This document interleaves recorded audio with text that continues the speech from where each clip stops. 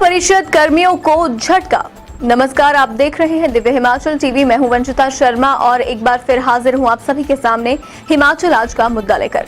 हिमाचल के हड़ताल पर बैठे जिला परिषद के कर्मचारियों की उम्मीदों को जोर का झटका लगा है। सरकार ने पंचायती राज विभाग में विलय में इनकी मांग मानने के लिए कमेटी बना दी है और अब बाकी प्रदेशों की मॉडल की स्टडी करेगी, फिर रिपोर्ट सरकार को सौंपेगी।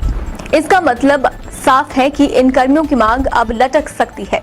उधर कई और वर्ग भी सरकार के खिलाफ खड़े हो गए हैं।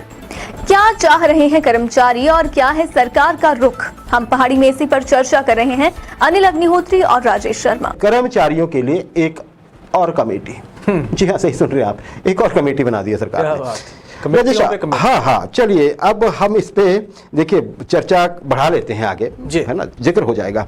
राजेश, देखिए सरकारी विभागों में मर्ज होने के लिए देखिए पॉलिसी के इंतजार कर रहे थे आउटसोर्स कर्मचारी, लेकिन अब सरकार की नीति सामने भी आ गई है। उसमें भी चलिए हो जाएगा कि बता दिया उसमें कि गारंटी मिल जाएगी कुछ, लेकिन आज एक नई तरह के आउटसोर्स की मांग उठी शिमला में, बुलंद हुई।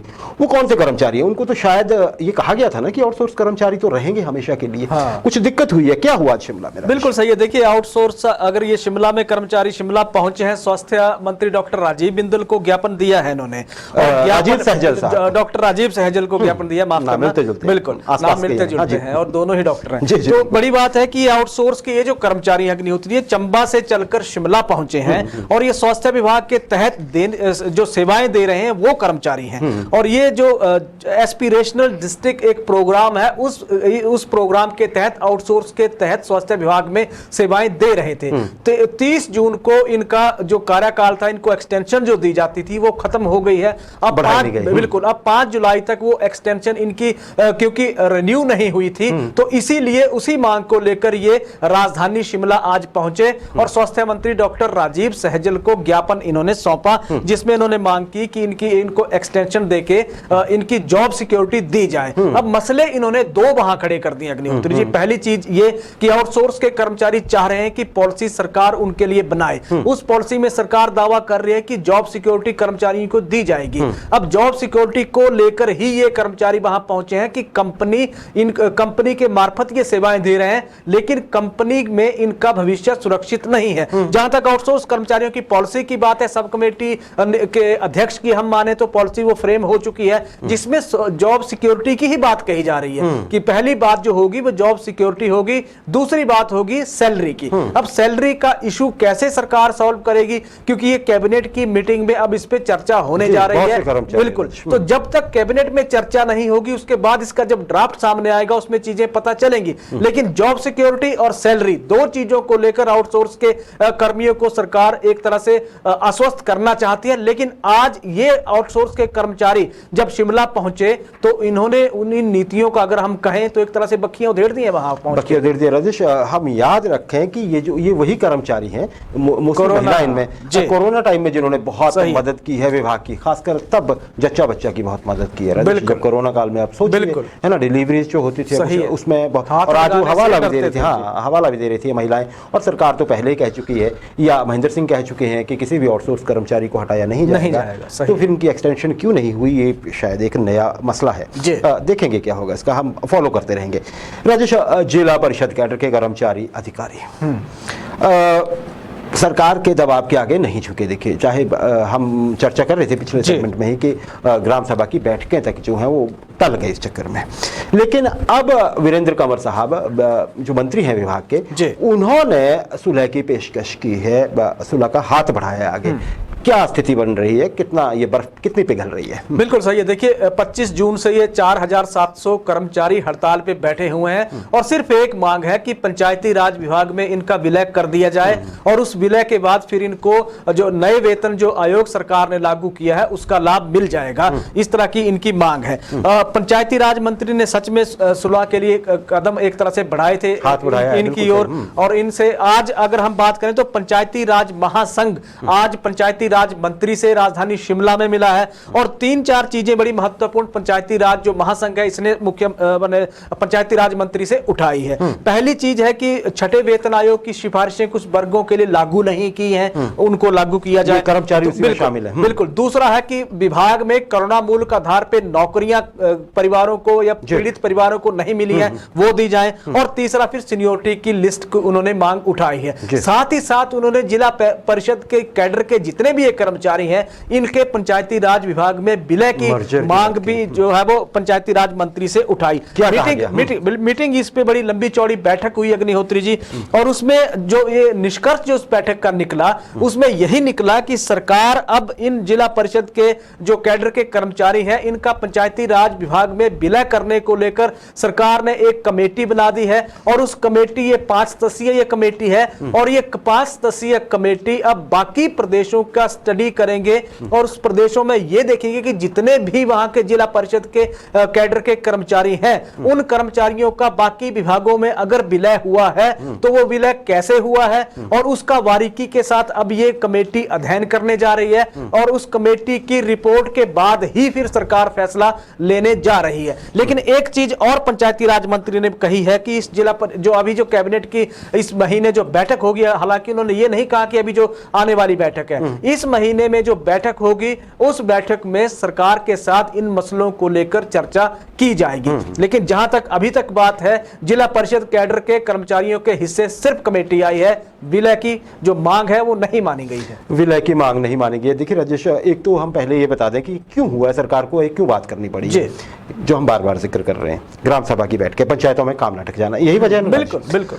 अब देखिए कर्मचारियों की तरफ से क्यों ये रिएक्शन आया। कर्मचारियों की हमारी बात हुई, कुछ जुड़े हुए जो कर्मचारी इस वर्ग से, उन्होंने पूछा है जी कि इससे पहले बनी कमेटियों का क्या हुआ और कितने मसलों पे कमेटियां बनी है। कमेटी तो मेरे ख्याल में ओपीएस के लिए भी बनी, बिल्कुल है ना, बाकी बहुत सी चीजों के लिए। तो कर्मचारी मजाक कर रहे थे जी कि अब तो सरकार इतनी कमेटियां बना चुकी है, बनाती जा रही है, एक कमेटी तो इन कमेटियों का रिकॉर्ड रखने के लिए रखनी चाहिए। बिल्कुल। चलिए, ये तो हो गई बात जो आदमी आक्रोश में कह देता है, मतलब बिना तर्क के भी ये चीजें हो जाती हैं। लेकिन राजेश, एक चीज तो है जो कर्मचारी इस वर्ग के जुड़े हुए या जो प्रबुद्ध लोग हैं, एक्सपर्ट हैं, वो भी बोल रहे हैं जी कि क्या वर्तमान सरकार के पास इतना समय बचा है कि कोई कमेटी बना के उस पर अध्ययन करवाया जाए, उसकी रिपोर्ट आए, वो सरकार के पास दी जाए और फिर वो लागू भी हो जाए, इंप्लीमेंट हो जाए, मर्जर भी हो जाए। इतना समय नहीं है। कंवर साहब बहुत एफिशिएंट मंत्री हैं, वीरेंद्र कंवर साहब, उन्होंने देखिए पहल की है, बड़ी अप्रिशिएट करनी चाहिए।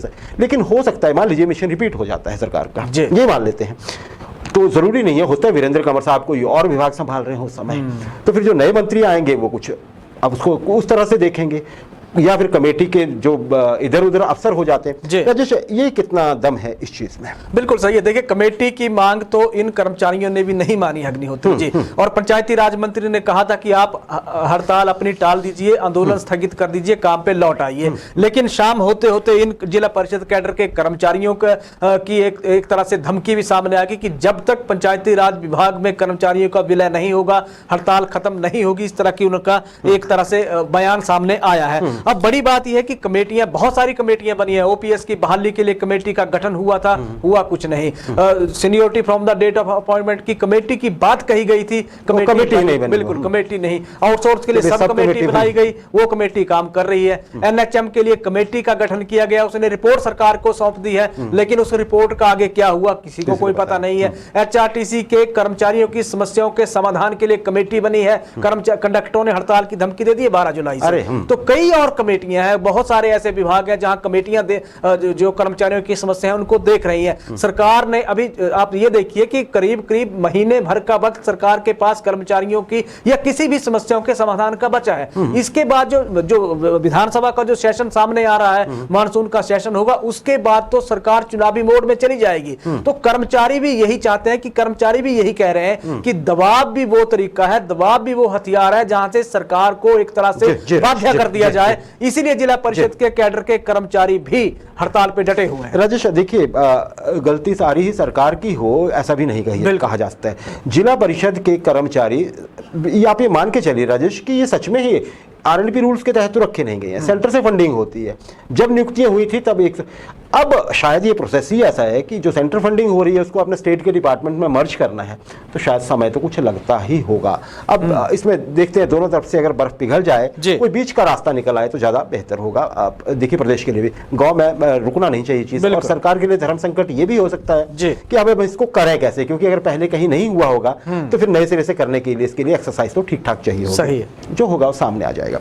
राजेश, कुछ संगठन और हैं जी, ये तो ऐसे संगठन हैं, कुछ बहुत संगठित कर्मचारी हैं जो अपनी बात सामने तो ले ही आते हैं जी, बिल्कुल, है ना, हो चाहे रिजल्ट कुछ भी। लेकिन कुछ ऐसे छोटे संगठन भी है राजेश जिनकी मांगे बड़ी जेन्युइन होती हैं, लेकिन वो खुल के ना वो उनमें इतना वो नहीं कर पाते, इतना इक्मन नहीं होता है कि वो चीज़ों को सामने ला के गिड़गिड़ा भी सकें, सरकार को बता भी सकें कि देखिए महाराज आप समय निकालिए और देखिए हमारी दिक्कत है। कौन से वर्ग ऐसे राजेश, बहुत जल्दी से, क्योंकि समय बहुत कम है हमारे पास। बिल्कुल, देखिए बहुत सारे ऐसे संगठन हैं जो सरकार से फरियाद लगाते हैं, फिर उसके बाद सरकार के फैसले का इंतजार करते हैं। आज सिर्फ एक संगठन की हम बात करेंगे अग्निहोत्री जी, वो ऐसा संगठन है जो भरी गर्मियों में भयंकर अग्निकांड के बीच अपनी जान को दांव पे लगा के लोगों की संपत्ति बचाता है, लोगों की जान बचाता है। अभी बरसात के दौरान देखिए कि बलखाती लहरों से या बाढ़ से निपटने में जिसकी सबसे पहली याद आती है वो है अग्निशमन विभाग के कर्मचारी।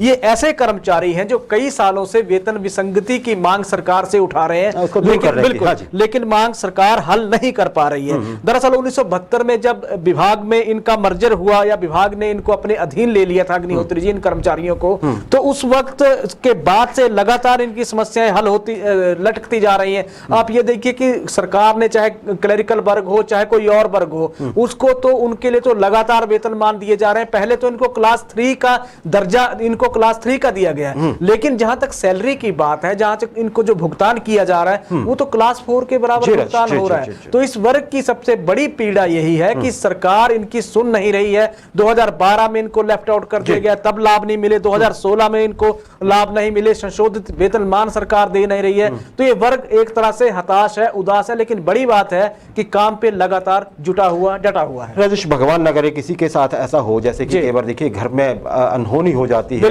आग लग गई, हम अपने घर के सामने अपने आंखों के सामने सब कुछ लुटता पिटता देखते हैं, तब यही कर्मचारी, हम भी हिम्मत नहीं करते, यही कर्मचारी होते हैं जो जान हथेली पे लेके अब लपटों के बीच घुस जाते हैं और काफी समय तक दिखते तक नहीं, उनका पता नहीं लगता अरे क्या हुआ होगा इनका, और वो कभी व्यक्ति को बचा के ला रहे हैं, घर के मेंबर को, किसी और को, कभी भी। और राजेश और भी क्यों, बाढ़ आ जाए, आपने सही बताया है ना, कई बार तो ये हो जाता है कि जैसे हॉर्नेट्स होते हैं ना जी, रंगड़ वो है ना, कहीं पे आबादी है तो उनका ड्यूटी लग जाती है कि हटाओ जी इसको जाके, कहीं को पशु फंस गया जाके बिल्कुल हटाइए, मतलब हर ऐसा काम, चुनौतीपूर्ण काम जो आम आदमी नहीं कर सकता ये लोग करते हैं, तो क्यों ना इनकी थोड़ी सी सुन ली जाए, सरकार सुनिए इनकी जरा। अच्छा राजेश, अंतिम समय बहुत ले चुके हैं हम, पीडब्ल्यूडी की बोरी बहुत चर्चा में है, और ऐसी चर्चा में है कि आम आदमी भी उसे देख के हैरान सा तो बहुत हो रहा है कि कर क्या रहे हैं, ये क्या बोरी राजेश, और क्या पीडब्ल्यूडी क्या करवा रही है बोरी के साथ? बिल्कुल सही है, देखिए पीडब्ल्यूडी में मल्टीटास्क वर्कर की भर्ती है, जिसमें महिलाओं को 50 किलो की सीमेंट की बोरी उठाकर दौड़ना पड़ रहा है, और ये दौड़ इसलिए लगानी पड़ रही है क्योंकि उन्होंने मल्टीटास्क वर्कर बनना है। बिल्कुल 4500 रुपए मिल रहे हैं, बिल्कुल। अब मल्टीटास्क वर्कर बनने के लिए महिलाओं के साथ जिस तरह के एक बड़े सोशल मीडिया पे बहुत घूम रहा है अग्निहोत्री जी, जिसमें यह कहा जा रहा है कि ये सीधा सीधा अत्याचार महिलाओं के साथ सरकार कर रही है। 4500 रुपए सैलरी सरकार देने जा रही है, लेकिन 50 किलो की सीमेंट की बोरी एक स्वस्थ व्यक्ति तक से उठा पाने में उसको दिक्कत होती है। तो फिर महिलाओं को तो फिर महिलाओं से इस तरह की ज्यादती सरकार क्यों कर रही है? ये सीमेंट की बोरी है जो हिमाचल प्रदेश में जगह जगह आजकल घूम रही है, चर्चाओं में है राजेश, और सच में ही इसको बड़ा संवेदनशील मसला समझा जा रहा है जी